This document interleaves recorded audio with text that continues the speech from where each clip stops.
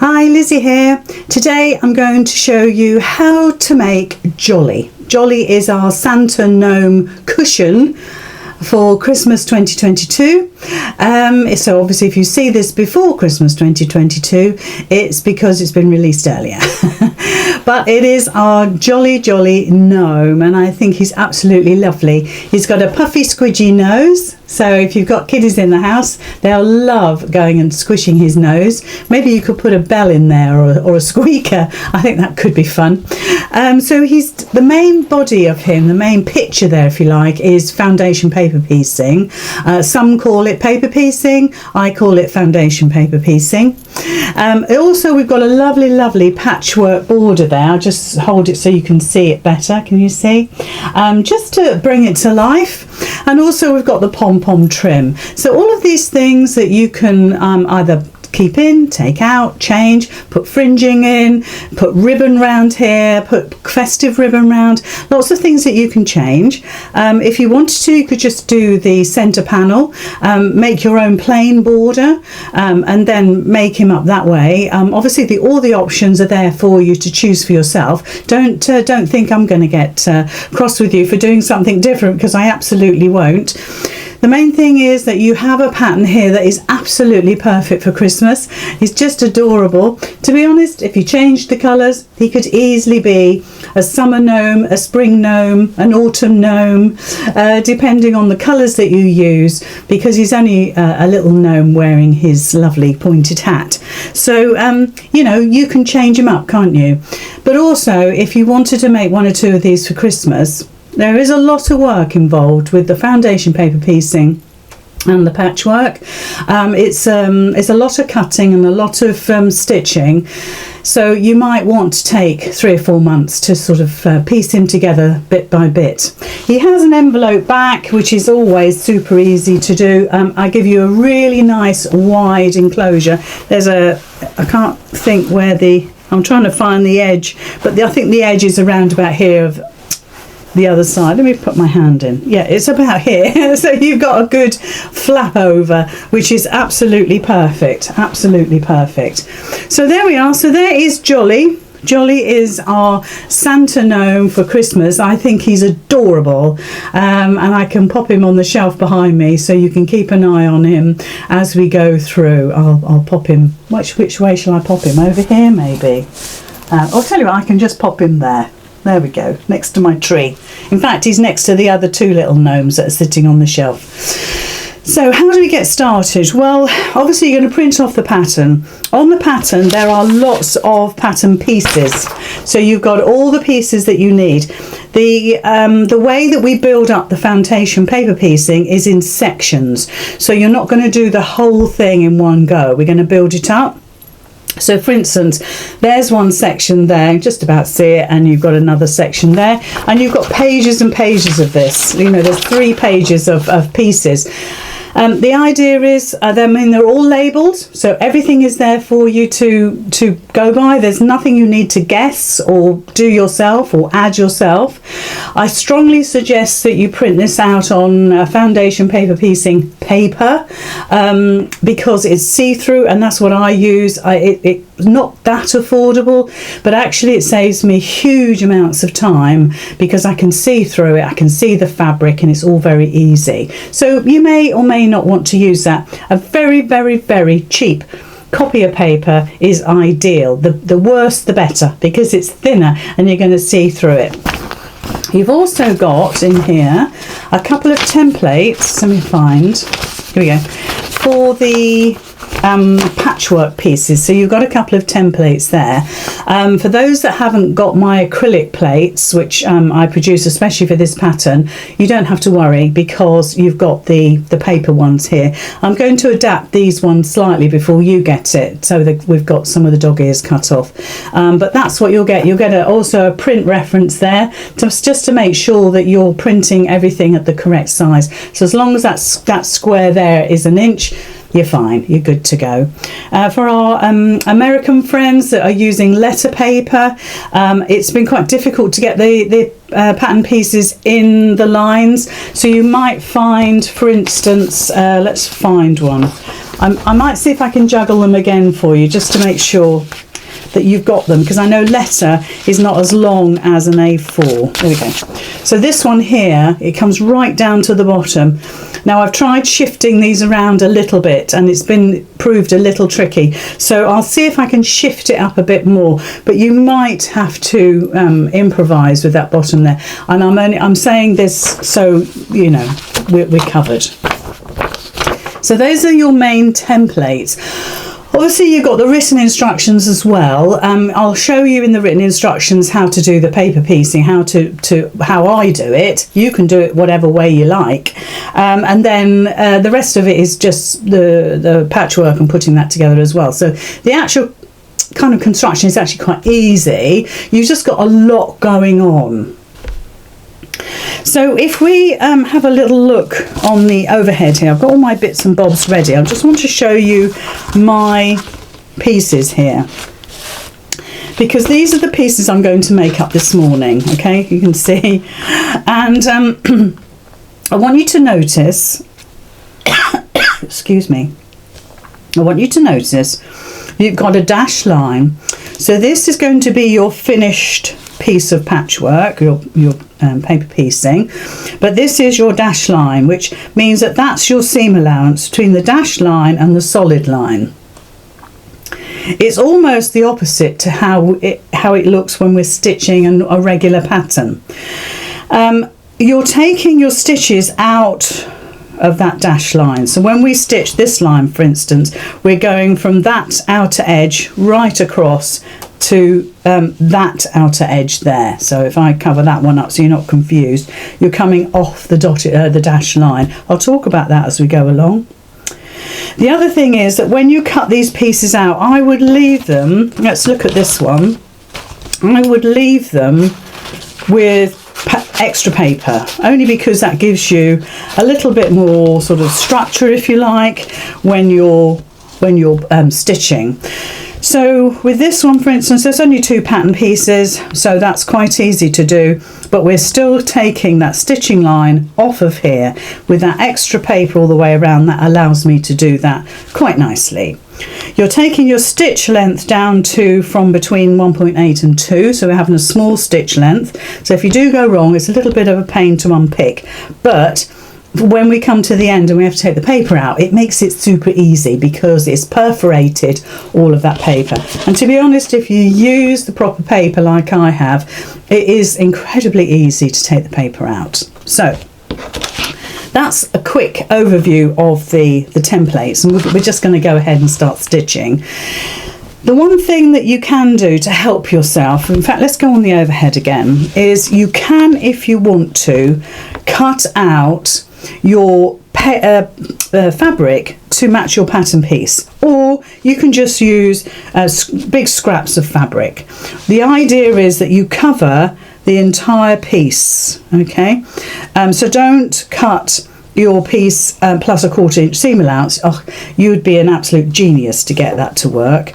I would say a minimum of 1/2 inch bigger all the way around your size. And so when you're using a scrap, it wants to be a really decent size to cover that little piece there.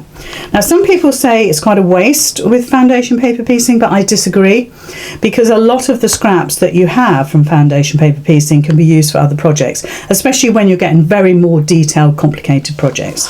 So for this one, if we just move this out of the way, I have pre-cut my pattern. So I've cut these pieces out, no seam allowance as you can see, and I've cut it so you've got a good 1/2 inch all the way around, okay? And it's a scrappy bit, you can see it's scrappy, it's been cut into and chopped about, but it means that I have got a fairly decent amount of fabric all the way around. And the same with this one, with this piece as well, you can see I've got a fairly decent amount all the way around.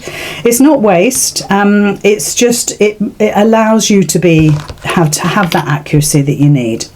So let me show you on this one then how we put this together. If you do, which just reminds me, with the pattern that I've produced for you, you want the right side of the pattern piece up.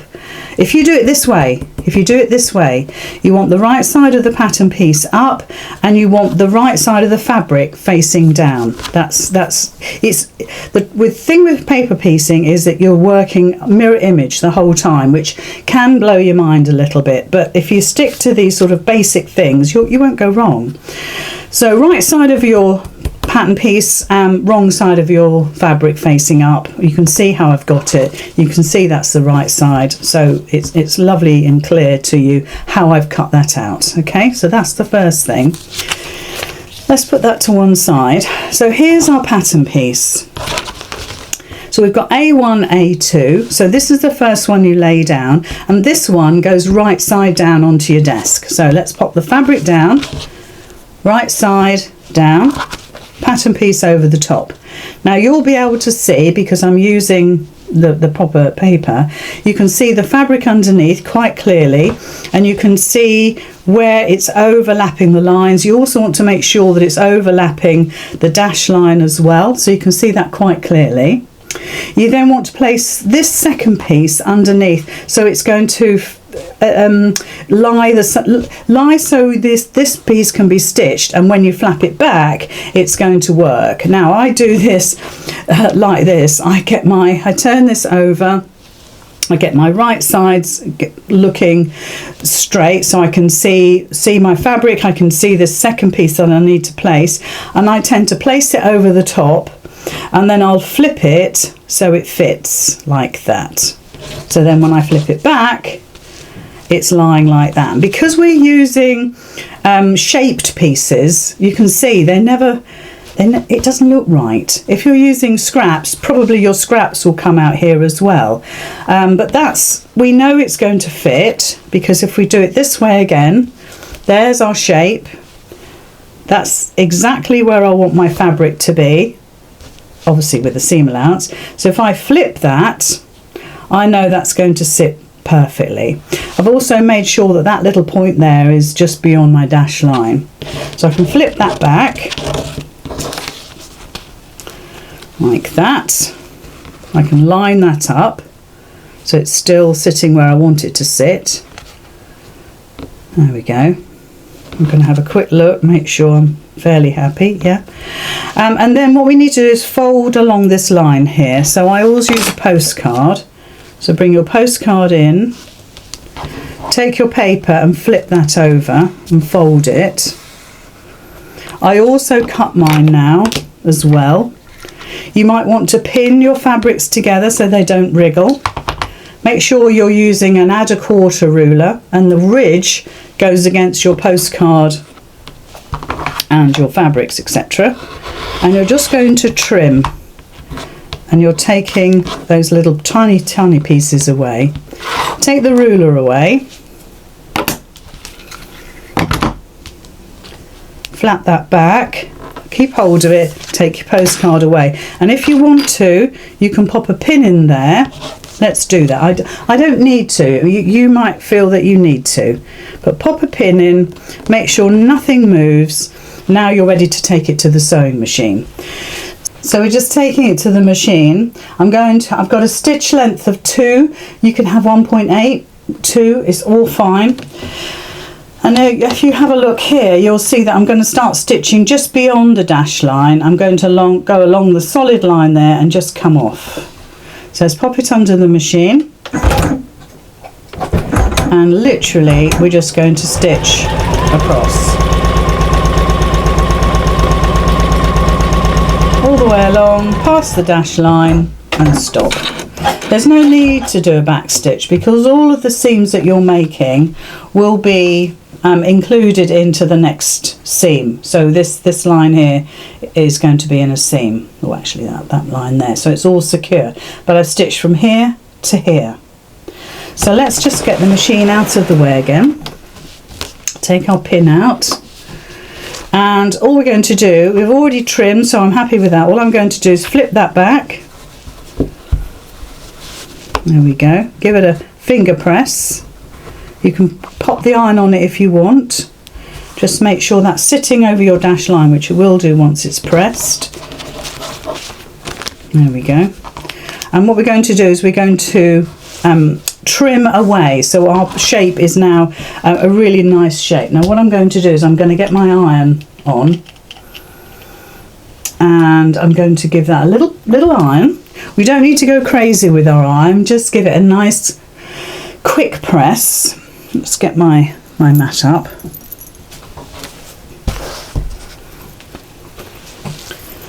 And press. Just a nice dry iron, just to tell the fabric where it wants to be. There we go, happy with that. I'll leave that iron on for a bit. Okay, so now what we're going to do is we're going to trim that back. So with foundation paper piecing, there is a lot of repeat work, if you like. I find it blows my mind most of the time. It blows my mind because you're working opposite the whole time. The picture I've put in the pattern is what your picture or your panel will look like when it's finished. If you want to, you can flip that so you know while you're working that you're working correctly. It's one of those moments where do you have both, do you have one? So I'm using my add a quarter ruler just to make sure that when I cut across my piece, I'm only cutting 1/4 of an inch. So it's a really handy thing to have. It's a small little 6-inch ruler, and it's really handy. It's better than using a larger ruler. That just doesn't want to sit there. I'm going to pop a pin in there. There we go. It's better than using a larger ruler because you want it to be nice and neat. You want to feel like you're in control. I think with a larger ruler you might find it a little bit unyielding. So just go round your piece. You might need to move that pin and trim it back to that 1/4 inch. So you're actually trimming pretty much on that dashed line. So now we've got a lovely piece that's so neat. If we have a look at it, there we go. It's really neat, and that's what it looks like on the front. So we're going to build up the other 2 pieces now that I need to make to finish the project and put it together for you. So this is our second 2 pieces. So we'll do B next. B is very similar to what we've just done. So it's just a case of finding the pieces, which I've got here, and then just popping them together as we did before. So B1, B2. So again, let's take our pattern pieces out. Now please use scrap. I tend to do it this way, where I'm cutting a good 1/2 inch bigger than my pattern piece, because I've printed this twice and I've cut those out of regular copy paper. That might not be anything that you want to do, but I want you to do what's comfortable for you. So let's put our pattern piece down, our pattern over the top of our fabric, so you can see how that looks. So hopefully you'll be able to see through the paper there. You can see that my fabric is well and truly over my lines. I've just got a little bit of missing dash line there. I don't know quite what happened to my printer there, but using my ruler I'll be able to continue that line, no problem at all. And I think with our American, or anybody that uses letter size paper, our American friends will have the same issue. So let's just flip that over. And I want to get my right side of my other piece lying exactly where I want it, and then I'm going to flip it so it sits like that, and it always looks strange. And if you want to, pop a pin in there and fold it back again, and just make sure that it's where you want it to be, which I'm quite happy about that. So I'm getting hold of my 2 pattern pieces, sorry, my 2 fabric pieces and my pattern, flipping that over. Now I can see both pieces there quite easily. I'm going to move that slightly. I'm going to use my postcard again. Postcard is a good size, but also it's a nice thickness. And then all I'm going to do is use my 1/4 inch ruler again. I'll try and shift that up a little bit. There we go. So I'm going to use my 1/4 inch ruler. I'm putting the ridge against the postcard, trimming back, and only trim back when you're absolutely confident that you've got all your pieces lined up properly. I just hold everything there, take my postcard out, flip that back, and if we want to, you can pop a pin in. If you're confident, you won't need to, but do whatever's comfortable for you. I'm now ready to stitch that in place, and I'm going to stitch along that solid line there and do exactly what I did before. So let's bring the machine in.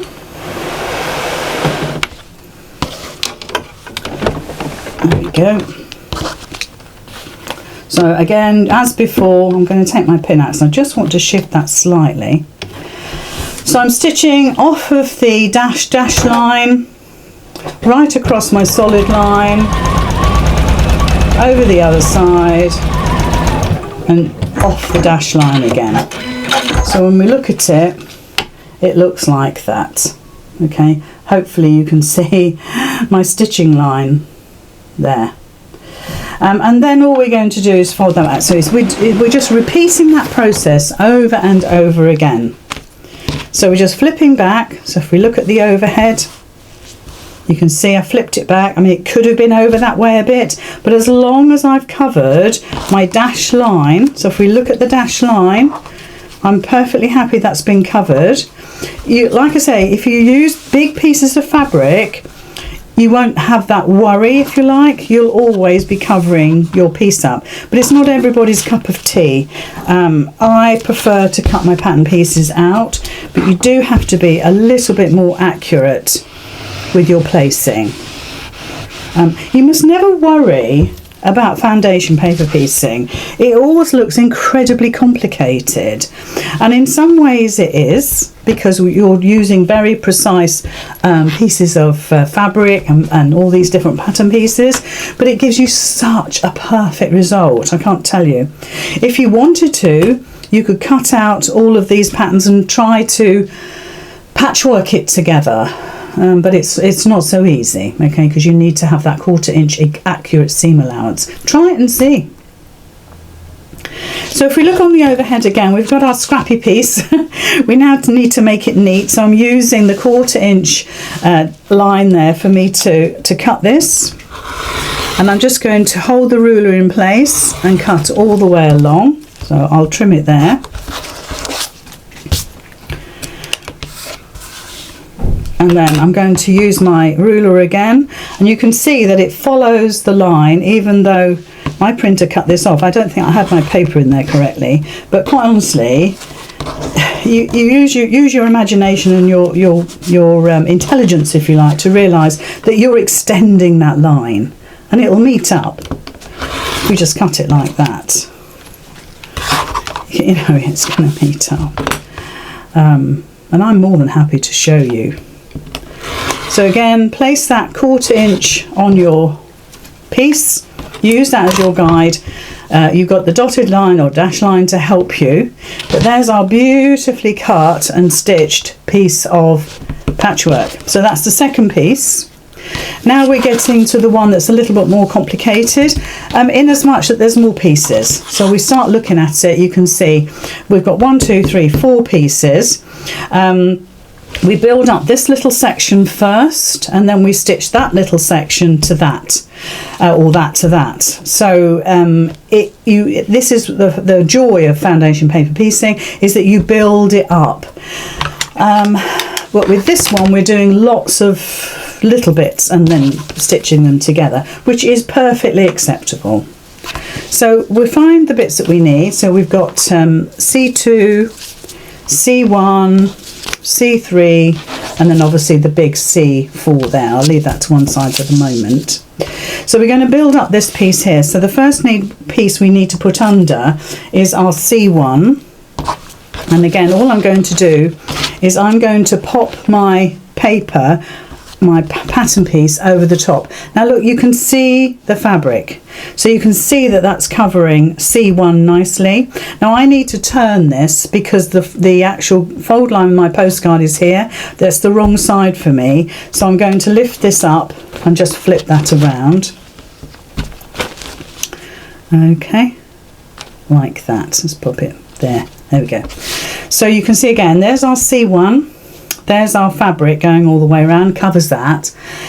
Again, use a bigger scrap. Don't think that you always have to use what I'm doing.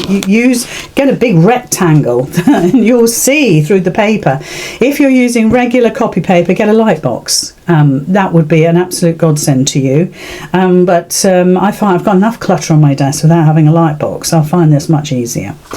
With the C2, obviously we've got our fabric, our first piece of fabric right side down. For our second piece of fabric, we want to have that, we'll have that right side up, but it's going to be flipped. So on this one, I need to make sure that I'm covering my piece. So if I do that, right sides together, I know that's going to work. You can obviously flip it over like that, so it's matching the seam like we just did before. And we can look through the paper again and make sure that all of our pieces are lined up. And I mean, to be honest, I could just shift that up a little bit because the seam is here. As long as I cover this part here, everything's fine. So I'm happy with that. Just going to check that again just to make sure, because it's there to there we're bothered about. Don't worry about what's going on over here. As long as this bit covers it, we're fine. And again, like I said before, if you're not sure, pin it on that fold line and check, just to make sure that piece is going to flip over and cover that area. I'm pretty confident that that will. So again, I'm getting my postcard, lining it up on the line between C1 and C2, folding that back. Just have a quick look, make sure I've got enough fabric underneath, which I have.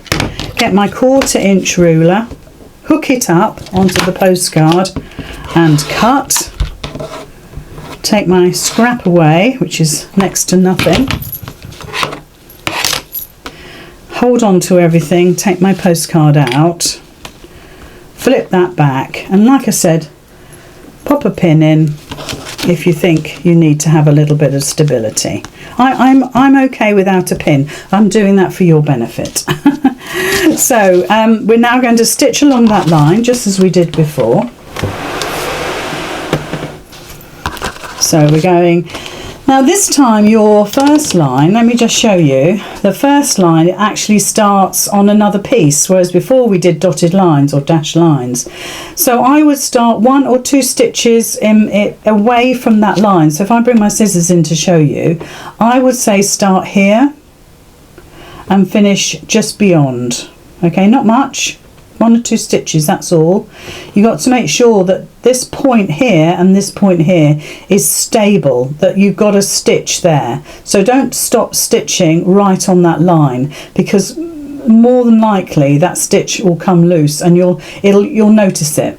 So just go 1 or 2 stitches beyond that line and 1 or 2 stitches after that line. Same as before. So pop your foot down, just make sure you're happy with the alignment of your needle, and away we go. So you're going all the way down, just a wee bit beyond, another stitch, there we go. And the thing about this is that you can tear the paper back if that, you know, because that stitch is in the way, if you like, you can tear that piece of paper back. So let's just quickly have a look on the overhead again. So let's just have a look there, and we're just going to flip that back. There we go. I'm quite happy with that. There we go. And if you want to, you could give that a press. Paper piecing is one of those things where you need to be patient, have a practice, don't give up, keep going. So we've flipped that back, and now that's ready for our third piece. So if we look at this side here, we've just about got enough seam allowance there. So my second piece could have come this way a little bit, so it might be that you're not happy about that, so that you might want to trim it. But quite honestly, it's going to be caught in the seam. I'm more than happy with that. It's about 1/8 of an inch, and to be perfectly honest, some rulers that you can buy for cutting down foundation paper piecing are at 1/8. So let's get our third piece, which is here, and lay this over the top like that, and then we're going to flip it back. Just make sure that it's covering your dash lines. So it's covering this line here and it's covering this line here. And then flip it back. Get your postcard. Fold that back. You can see I have got hardly any seam allowance, but I'm just going to shift my fabric a little bit. There we go. That's it. I'm happy with that. It's fine. Hold on to it. Oh, sorry, I didn't cut my fabric, so I've got that little bit at the top there that needs cutting. Hold on to it, cut, trim it all away, get it so it's super neat. Just make sure that's sitting nicely underneath there. I'm going to move that slightly. Take away the postcard, flip that back, use a pin. In this instance I probably will, to hold all my pieces together, and bring the machine in. So we're going just beyond the dash line, straight across. I'm going to take that pin out. I'm going to make sure this is sitting nicely.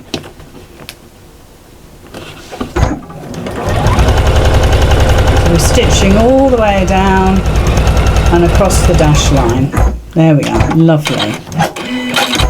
And then we're going to press it again. So there's a lot of repeat, like I said to you before. So if we look on the overhead now, you can see what that looks like. And we'll give it a little iron. So it's all sitting beautifully and flat. You don't need to steam. Some people don't iron, some people leave it right until the last minute, but I do find that the fabric sits better, flatter, and you catch it better and more accurately if you give it a little iron. So I'm not saying steam it, just make sure that it's all sitting flat and where it needs to be, because as you're building up the design, things can shift. So for a design of this size, it's good to use an iron every now and again. For perhaps a bigger, more complicated piece, maybe you don't want to. You know, it's going to be one of those personal things. So now we're going to place this piece down. So this is our biggest piece of our pattern. So again, if we do it like this, we'll know that that piece of fabric fits. I mean, we've got a lovely crease going through it. Let's just get rid of that. Not too bad. And we know that it's going to fit because it's sitting nicely over that pattern piece there. The template, you can see it fits beautifully. So I'm just going to flip that back, marry up my raw edges there. Just make sure that the piece of fabric extends beyond the dash line. So beyond, extends here and extends here, perfectly fine. Flip the whole thing over. So you can see we've got masses of fabric going on here. So I think I can bring this down a little bit more. Again, we're using our postcard. So on the solid line. Now this is where you will have stitched across here. Now the paper needs to be ripped to allow you to fold that back, because at the moment, I don't know if you can see, let me just move that. You can see because of the stitch line, it's holding all that fabric. Well, we don't want that, so we're going to pull that. Be very careful of your stitches, and I want you to kind of rip your paper, just so it allows everything to lay flat. I shouldn't worry about that bit when we can trim that back and tear it away. It's only the paper. We don't need it. It's not essential now. We've used it to our advantage before we got to this point. So get your 1/4 inch ruler again, trim all your layers back, move the ruler if you need to. I've got a 12 inch as well, but I quite like this 6 inch ruler. And there we are. So hold on to everything, hold on to your paper template, postcard away. We're done with that now and we're good to go. So we're going to pin it if you want to. I'm just going to take it straight to my machine and I'm going to stitch from there down to here on the machine. So I'm holding that in place. Now because you have cut this, you've trimmed it with your 1/4 inch, you've only got to look underneath to make sure that that is actually sitting exactly where you cut it, which it is. So obviously you can pin it, but you can actually visually see that you've done that correct. Again, I've gone right off beyond the dash line, so if I hold it up you can see I've gone from there all the way down to there. And if I flip that back while you're there, you can see that it easily covers my template. Okay, so that's the last piece of the foundation paper piecing. You'll be pleased to know that I have completed the other half of this design. So we just now need to stitch, we now need to stitch these together. So let's just give that a little press there. And then I need to trim it. So again, we'll bring in the ruler. Excuse me. Use your 1/4 inch, so you're going from the solid black line all the way along. Just make sure that's sitting nicely. Just give it a pin, just to make sure it sits where it's supposed to be.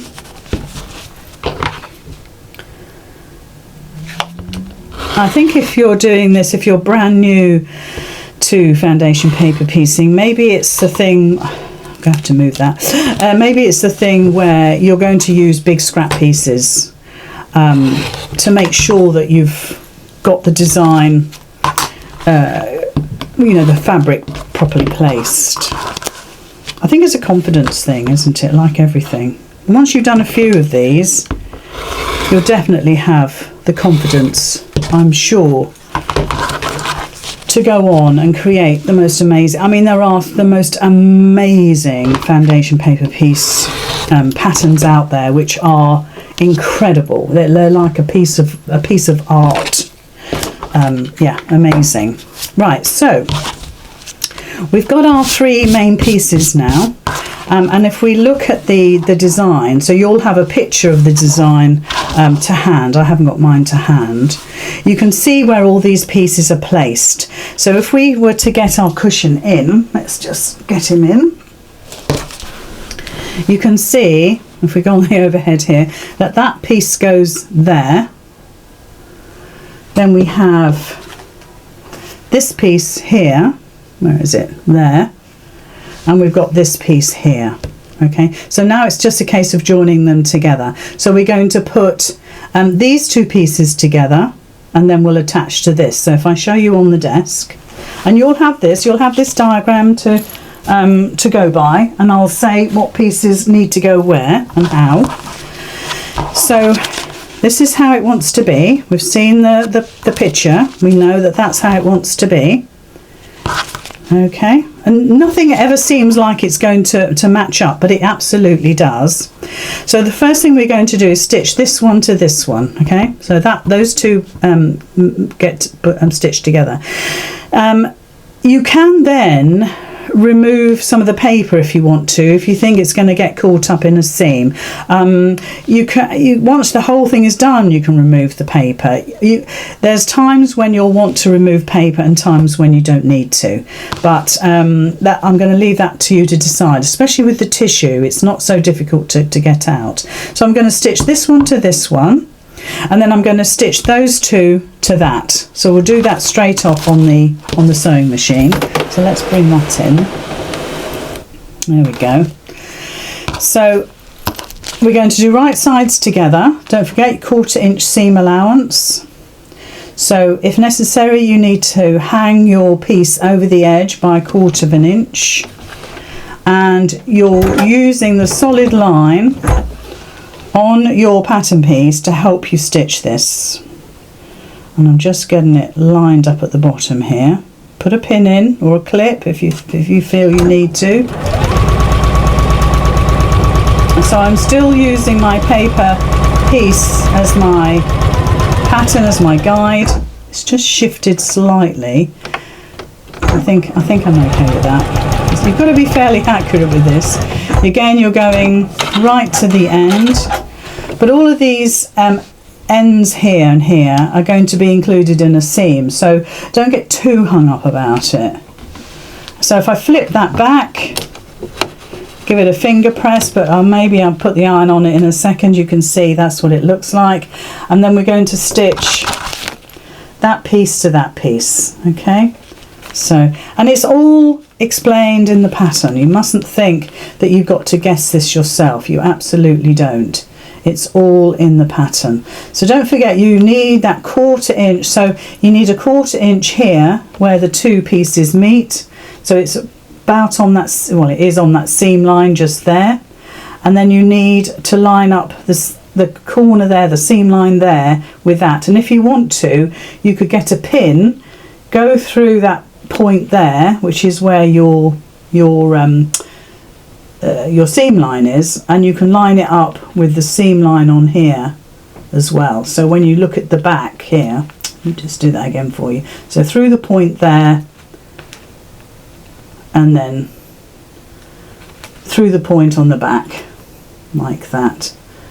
Okay, so you can pop a pin in if you want to, just to hold all the layers together. I won't do that, but you can, absolutely you can. And that is a recognised technique. So we're going off the paper again, or right to the edge. So where your dash line, you want to start there, and then we're coming all the way down. Just make sure, I mean, you've got a very accurate 1/4 inch seam line here now, so just make sure you keep to that.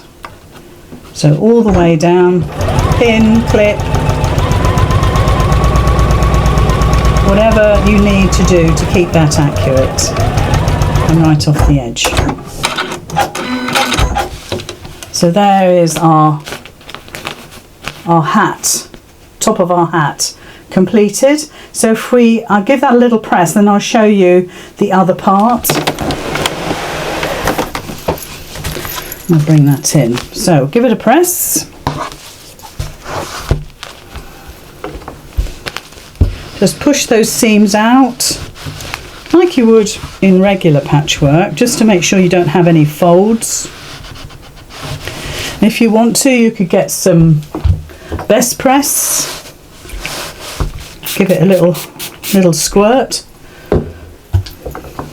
go over it again. Just be careful that this green will have an iron line if you're not careful. So just be careful of the fabrics you use and the ironing that you do as well, that you're not sort of marking your fabric. So there we are. So that's what the back looks like, which is just gorgeous. Now if you wanted to, you could take some of this paper away now, because all of this is going to get trapped in the seam and it's not so easy to remove. So I'll do a little bit, and it's a good time to sort of thin this out. The only thing I would say to you is hold on to your stitching while you're tearing. That's the main thing. You only need to tear a little bit. With that piece that's in the middle there, that will just lift out, and you can tear that back if you want to. Just get rid of some of that paper. Again, you could take it away from here as well. Anywhere where you see that it's going to get tucked into a seam, you perhaps could take that paper out like that. But I suggest that you keep your 1/4 inch seam in. I mean, that looks like it's over a bit, but I think we'll be fine as we go along. And then, like I said, just remove what you don't need, because it'll end up in the seams and a little bit more tricky to get rid of. So my right thumb is holding on to my stitching so I don't rip my stitching, and my left is doing the work. Well, I've gone crazy. So all of this can be pulled off a little bit later, but we got started. So you can see that's the top of the hat there. So here is the bottom half, so you can now see what he looks like, and these two just get joined together. So we're just going to do one seam just to join them together, and you'll see on this side how the back of that looks. really neat. Foundation paper piecing is super neat. So the main thing is that you match up your 1/4 inches. So for instance, on here, there is the point that you want to match up to the underneath here. Okay, so again, you could use a pin, pop that pin through that corner just there, and make sure that it matches the corner on the other side, so about here. Okay, and make sure that matches up. It's like any form of patchwork with angles, you're going to have little dog ears sticking out like that. Hopefully you can see that. And the same the other end. So let's join these together. For the purpose of the video, I'm not too worried about my paper at this time. So let's start at this end because that's much easier for me. Make sure you've left your sort of kind of dog ear over the end, but you're stitching from the completely the outside edge. Okay, you're not stitching from the solid line. You're stitching really where the dash line was. Just make sure your 1/4 inch matches up, and we carry all the way along. We're coming to the end here, so I'll just make sure that that's sitting nicely. And make sure also that your seams, whichever way they decided to go, keep them like that, so you'll have end up with a nice flat piece of patchwork right off the end. And there we are. So that's given us our Santa. So that's complete now. I think the only thing I would say is that you're going to remove all your papers. If we look at it on the overhead, you are going to remove all your papers. Now I would give that a nice press. You also need to make sure that it's square. So whatever shape you've ended up with, you need to square that off so it's beautiful and neat. Perhaps take all these papers out. I'm going to leave them in for the time being for speed, but I will take them out later. And then we need to start adding our borders. So our borders are using the patchwork templates that I've given you. So I've got one, this is for the top, these are for the sides here. So you've got one going like this. I know you won't be able to see all of it. And then we've got one going like that. We're going to join the tops and bottom first and then the sides. Now I've only made one of these, so I'm going to talk you through that just to make sure that you know how to put these together. The edge of this shape here is just the same as the triangles, so that's not too difficult at all. So I'm all ready to go with that. So I've got a selection of triangles here because I actually had quite a few cut, so we've got quite a few to go. So you notice that we start with a white on the outside. Now this might be something where you want to line these up so you know exactly what order you're going to stitch them in. So let's just pop them down on the mat. This might not be something that you would do, but sometimes it's a cautionary thing, I suppose. So like I say, you're either going to use the paper templates, which will have some of the dog ears cut off, or you will cut from the acrylic plates that I've sent out to you. So there we are. So you want 1, 2, 3, 4. Actually, you want 5, and you want 6 white. There we go.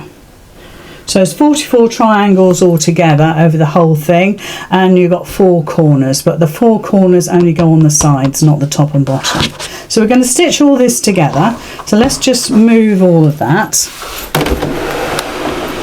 And again, the main thing about stitching these together is to make sure that you've got a dog ears. So we'll start off with a white one, and we'll pop our red on there. So just make sure you're going opposites. So if I hold it up like that, you can see that's how they go. But you want to make sure that you've got dog ears top and bottom. And it'll all become obvious when you stitch it. And this is where I definitely use my 1/4 inch. And I'm just going to increase the stitch length to 2.4. So we'll just whiz these up. You are going to trim these a little bit, so don't worry too much about if they sit perfectly. You're also dealing with bias cut here all the time, so try not to stretch. But can you see you've got dog ears top and bottom with these? So then we're going to put our white on, so don't forget it goes opposite. So we're not making a pennant as such, which you might think you are. If you do, you'll notice quite quickly that you've gone wrong somewhere. So again, just remember to put your dog ears, make sure you've got dog ears top and bottom. That doesn't want to, it's catching on a feed dog, so just move that. And I'm going to just have a look at that, because I don't think I had them lined up properly. No, I didn't think I did. So again, it's worth checking. So I'm going to look at the bottom and check that dog ear at the bottom, and then bring my piece up. That's better. Happy with that. 1/4 inch. Try and keep this accurate, because it's all based on the square on your Santa Gnome. So we'll just build this up. So now we're going to go that way. So again, look for the dog ear at the top. So it's the point of your triangle that's sticking over the top. And finger press as you go with this one.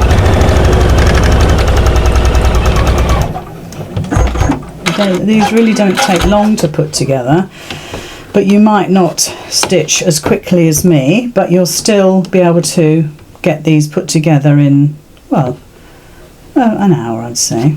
So again, watch out for your dog ears.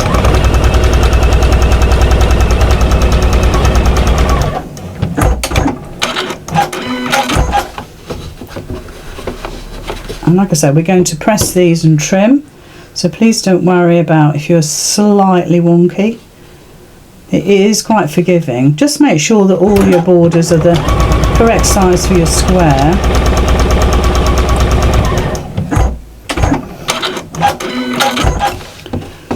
So just building up. I've got a couple more to do. Not too bad.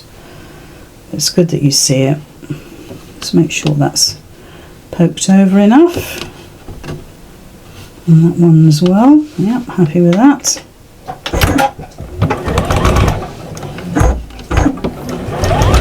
go all the way down the bottom.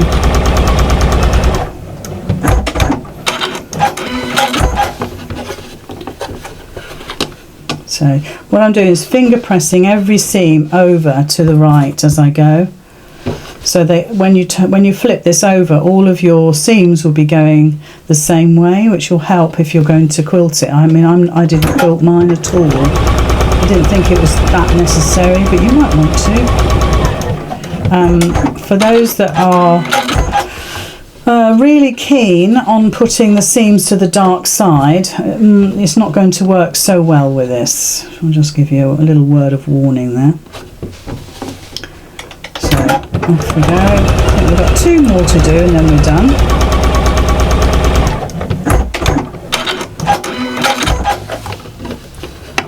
There we go. So you can see I'm flipping that over, finger pressing. Again, just make sure everything's super neat. As neat as you can be. I suppose the main thing is keeping to that 1/4 inch seam allowance.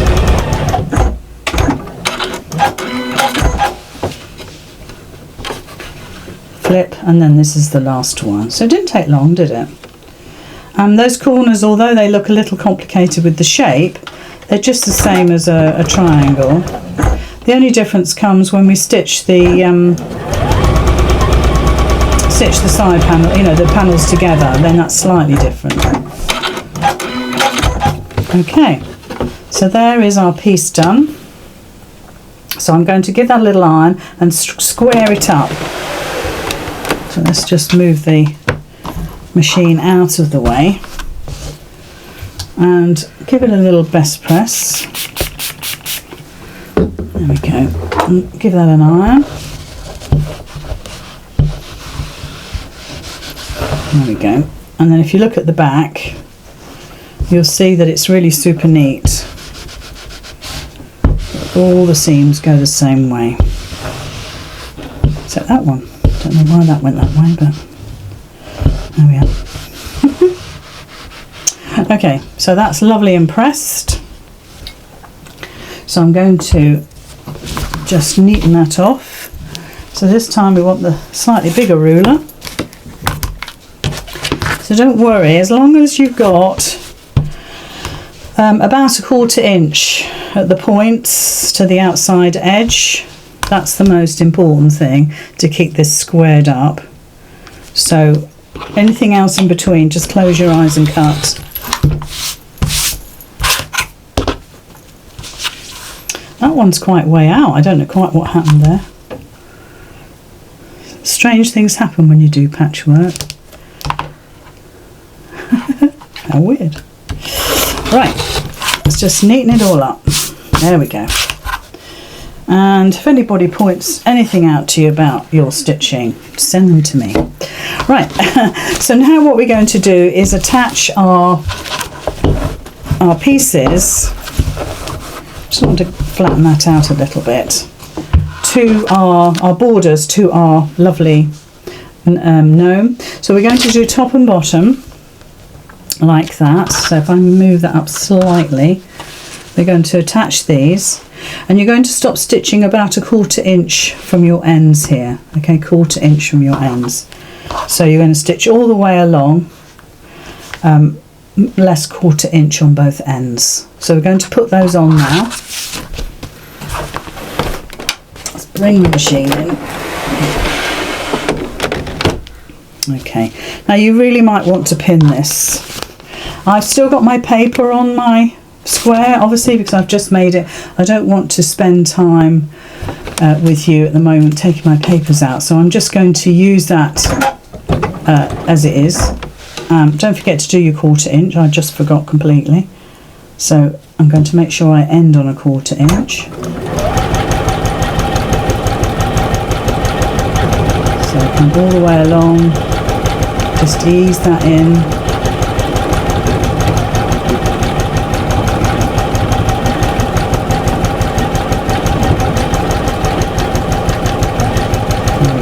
And stop 1/4 inch. I'll just do a back stitch on that and a cut. And on this end here, I'm just going to undo those first couple of stitches. There we go. Good. And I'm going to just back stitch there just to hold that. There we go. So start and stop 1/4 inch. I mean, if you go from the patchwork side, you've got your line, so you're going to start and stop on your stitch line. Yeah. So there's our first piece attached. So now we're going to do the top. So this time I'll remember what I said.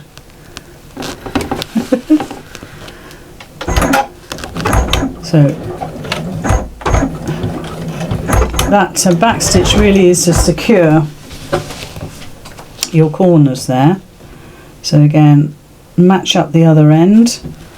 You might want to ease your patchwork in.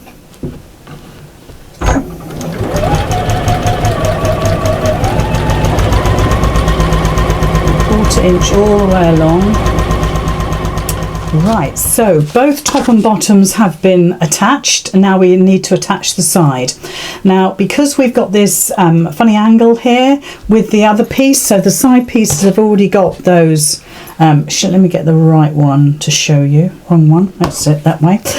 You'll see that we're going to stitch down this short edge first, so that first section, so from the top there down to that corner, we stitch that first, keep the needle in and then pivot, and then stitch down the side and repeat at the bottom here. So I'm going to attach those now. So I'm going to stitch right sides together from the top there down to the corner, then stitch the straight, then pivot with my needle and come up this side here, and your side pieces will then fit perfectly. So I'll go away and do that now. Okay, so I have completed my inner square. I've put the borders on, so don't forget just to pivot on the corners. It's not a massive pivot. You're not doing a sort of 90-degree angle there. It's just a slight angle, probably about 30 degrees, I'd say.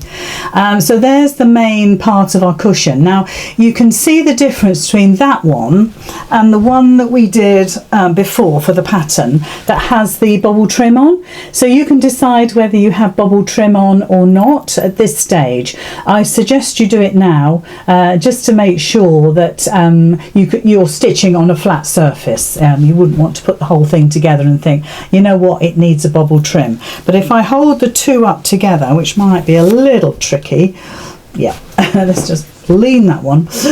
You can see, if I bring them in, you can see there's not much difference, but I think the bobble trim kind of emphasises that. I'll leave it out for this video. I might hand stitch it in later, I'll see.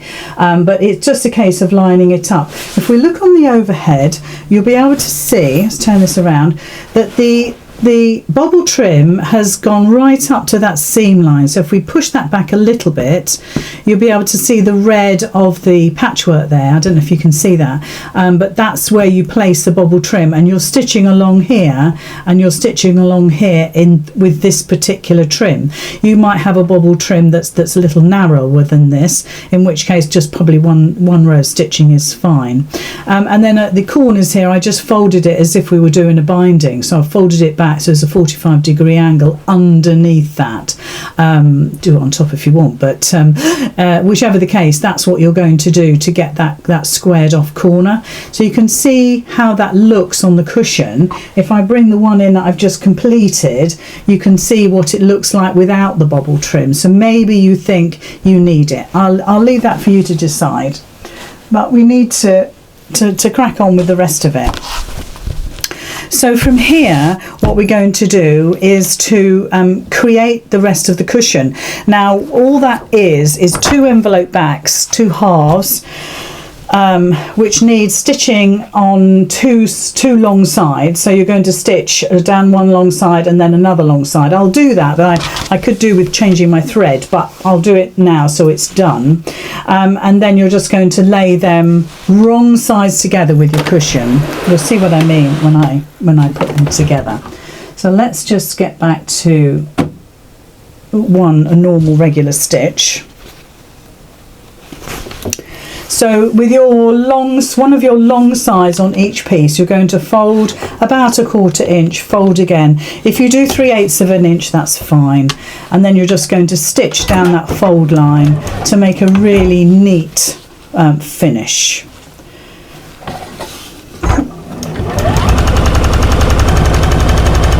Obviously you're going to use matching thread.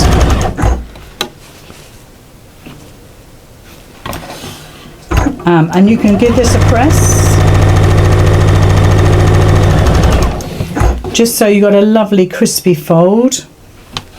Because we're going to bind the cushion like you would a quilt, when you go to put this together, don't forget you are putting wrong sides together. So we just do that second half now, and then you bind like you would a regular quilt. Like I said, you don't have to, you could bag it out if you want to. Like, I always quite like the binding effect on a cushion. I think it kind of, I suppose it's in place of a piping, because it makes it look like a picture because you're putting an edge to it.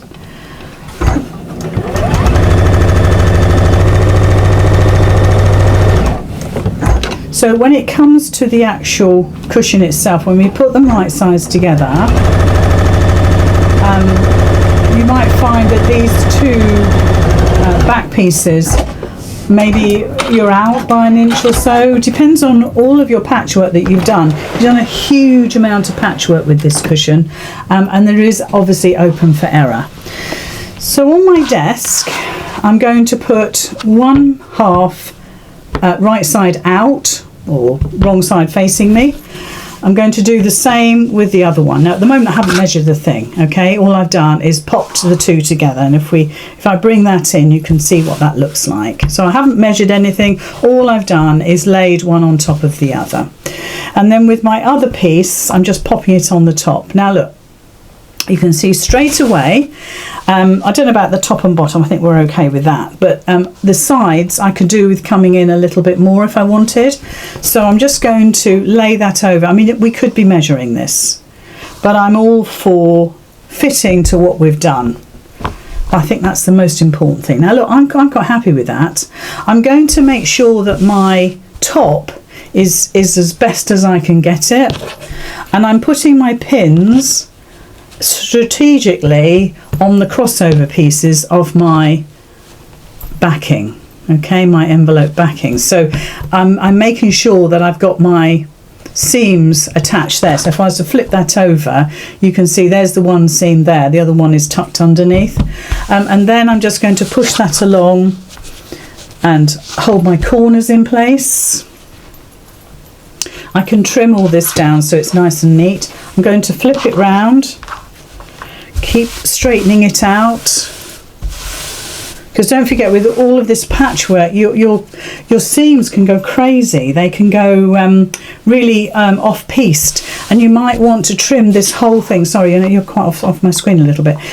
You might want to trim this whole thing so it's a little bit squarer. I'm just doing this so you can see the principles of getting this done. So again, pin, and we're going to pin the sides as well. I'm going to turn it so it's good for me. Just going to make sure everything is laying flat, and then we're just going to run this under the machine without the binding. We're going to do well, I would say do a 1/4 inch seam allowance so it's well secure, and then you'll just follow that line when you do the binding. I'm pretty happy with that. So that is all okay now. On the back, you can see this is our envelope back here. So everything is, seeing that I haven't pinned that bit there, which I need to. So let's do that. So just to catch the seams, that's really important to catch those fold over seams. So let's do that again. So they're caught here and here now. So you can see we've got that going in really nicely. And then you're just going to, like I say, you're just going to run around the whole thing just to join the two pieces together. So I'll keep you here, might as well chat. We'll chat as we stitch. So this time, like I said, regular stitch length. Let me check. Yeah, I've got it on 2.4, it's fine. You can go bigger if you want to. And then you're literally zooming around the whole piece. Just make sure everything sits flat. That's the main thing.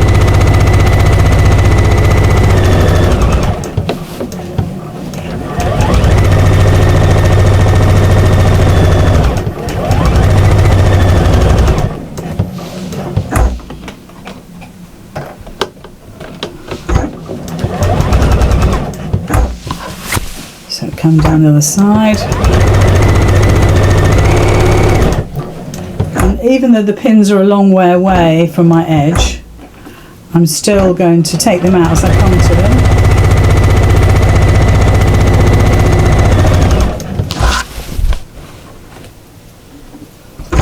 Just making sure that that envelope back doesn't get twisted, because it will do if you're not careful.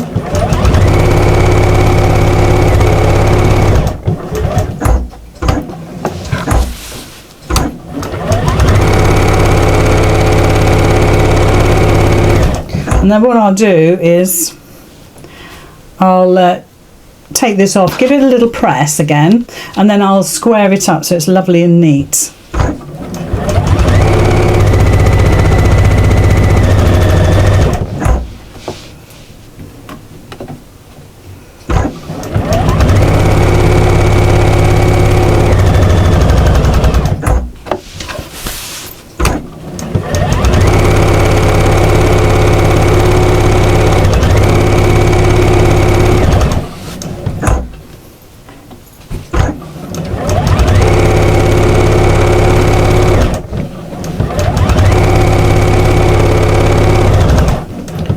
Okay, so that's the back and the fronts put together.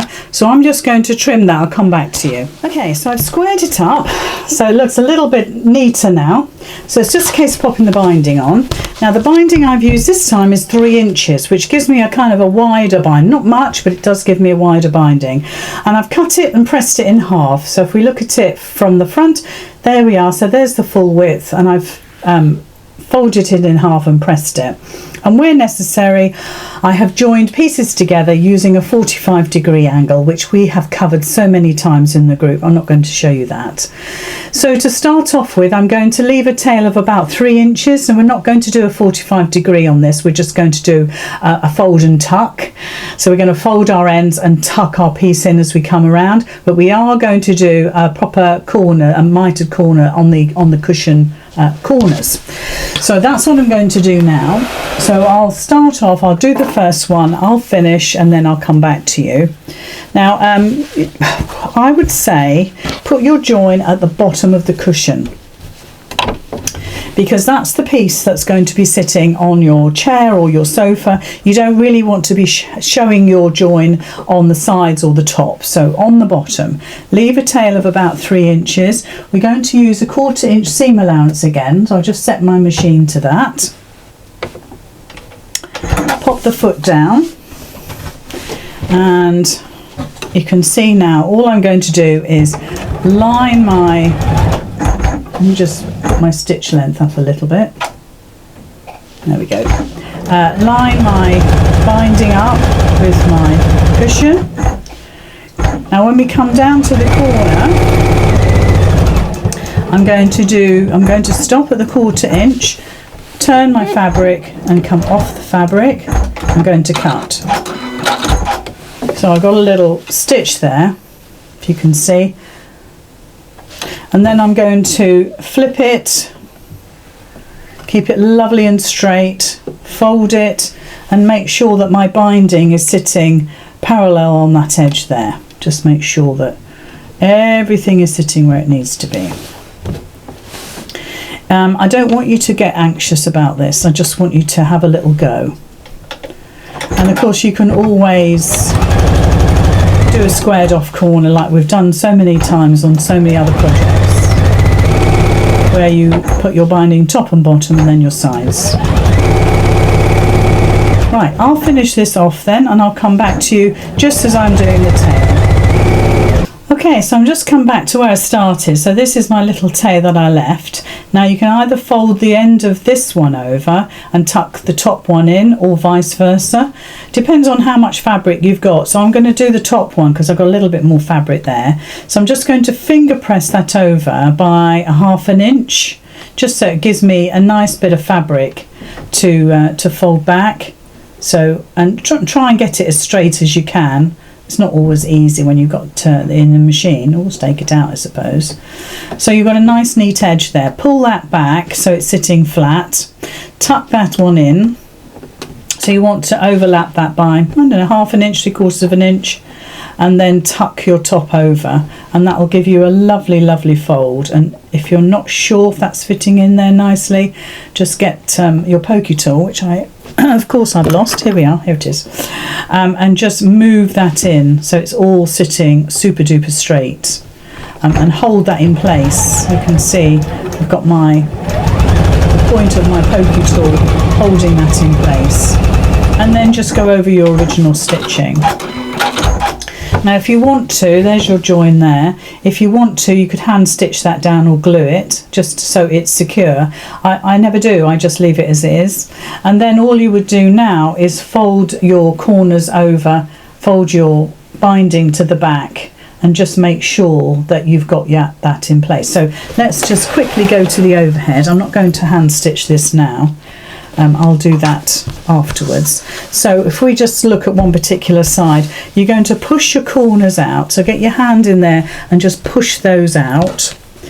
And sometimes you can get these absolutely perfect straight away. Sometimes you need to adjust them a little bit, and then you need to get your iron on that and push those seams out and get them absolutely gorgeous. And then flip it over to the back. Always pick up threads, especially because I've got dark colours, and then you're just going to clip it all the way around and then stitch it. And it does give you quite a nice big border. If we were to look at that now, that gives you a really nice border going around the edge of your cushion, which is beautiful, and then you can hand stitch. The alternative is that you can put your border binding on the back, bring it over to the front and machine stitch it, and I will do that sometimes, just for a difference, really, just for me. So again, like I say, just press all that out, get your corners absolutely gorgeous as best you can, and then obviously you're just going to give it a press and hand stitch it, but it'll look lovely. The last little job we need to do is the nose, which I'm sure you're wondering when we're going to do that, but I quite like to do it now, because although you can do it when this is flat, I don't know if it would get in your way, but it might annoy me. So we're going to hand stitch all the way around using a double thread. Always use a double thread, because you need that strength. You don't need to pink and shear the edge of your circle like me, you just use your regular. And I tell you in the pattern what size circle you need. I haven't provided a template. I'm sure you can cut a circle, use a saucer or a big teacup, something like that. So I've got my thread threaded, and we're just going to turn this over. We've done this before quite a few times recently. I'm just going to catch that first stitch with the tail or the loop of my thread, just so that's secure, and then we're just going to do a little stitch, running stitch all the way around. It doesn't have to be super duper neat, and of course you could put this under the machine if you want to, but I quite like to use the thread that I've got now with stitching it onto my cushion, the nose onto my cushion, using the same thread. It just gives it extra security. So you perhaps want to do make your stitches about 1/4 inch. If you're doing it on your machine, you want the longest possible stitch that you can get on your machine. You don't need a double running stitch. I would just do a single, but I would certainly make sure that the first stitch is a back stitch, so you can secure that. There we go. You always get a knot, don't you, when you're in a hurry. So again, all the way around, just tuck that raw edge under so we can't see it, so everything is super duper neat. Gather this up. We're nearly there. Look away if you're bored. And this gives him a lovely big nose, really lovely squidgy nose, like I said before. And if you want to, you could put a squeaker in there. I think that would be really fun. After all, this is a fun project. It's not meant to be super serious. It's meant to be fun. I think you'll have fun making him. And of course, that block could easily be the centre of a quilt. You know, you could have all your blocks could be a gnome, and he could have a different hat. So you could do 12 blocks, and don't do the triangles. Just do the centre part. Do borders and sashing, and he could have a different hat. So 12 different colours. I think that would be really nice. Or just do a small one if you're not feeling adventurous. Okay, so that's my stitching done. So just pull him up a bit. Just don't lose your threads. Pull him up a bit so he is more sort of cup shape, if you like. Move your stitching around. So we've got that, and then let's get some stuffing. Don't know how much we need. Let's start off with a little. Roll that up so it's a little bit more malleable to work with. Pop it in. Perhaps a tiny bit more. Just fold it up so it's not so fluffy, I suppose. Fold it in. There we go. Push it in. And then draw your threads up. Because you've used a double thread, it's lovely, super strong. So really pull that up tight. There we go. And then hold it. A couple of little back stitches. just to secure. So you're holding all that so it doesn't unravel. Maybe you want that a little bit tighter. I think that's okay. That's okay. And then all you're going to do is place your nose where you think it should be. Obviously, I think this needs a little bit more stuffing. Needs a little bit of work. There we go. I'm happy with that. So wherever he wants to be, and then I would put my hand in here, and then I'd use my thread just to catch. So if I show you on the side camera, let's get it in the middle, and then I would just catch the pleats of his nose on the fabric there, so you can see what I'm doing. I would also, without a shadow of a doubt, put a little dab of glue as well. So you'd continue all the way around. Let's go back to the overhead. Continue all the way around until his nose is stitched, and then you're done. So this is Jolly. Jolly is our Santa Gnome cushion, and I think he's absolutely gorgeous. You've got a lot of work to do. You've got all that foundation paper piecing to do. You've also got all of this patchwork to do as well. I want you to take your time, and I want you to enjoy it. The thing about Christmas projects from me is that they are always more intense and more complicated than a regular pattern, and that's the reason why we always do them in July, because it gives you all of those months ahead, 4 months, 5 months perhaps, to get him done, and get him done to a satisfaction that you're happy with, so you're not rushed. If I gave you this in December, there's absolutely no chance that you would get it done. Well, unless you had nothing else to do in the whole world, which is, I know, ridiculous. So that is our gnome. So this one, he has the bobble trim, which I particularly like, and I'll pop him there. There we go. Let's pop him there. I love him. And then we've got the second one, and I know I need to do his binding and his nose, and without the bobble. Not sure now. Quite like him without as well as with. We'll decide. So look, I will finish him off, and when our gold members see him in the group, he'll be finished. When you see it on YouTube, I might well put a picture on the end. We'll see how we go, but I'll go ahead and hand bind this now, hand stitch it, get it finished.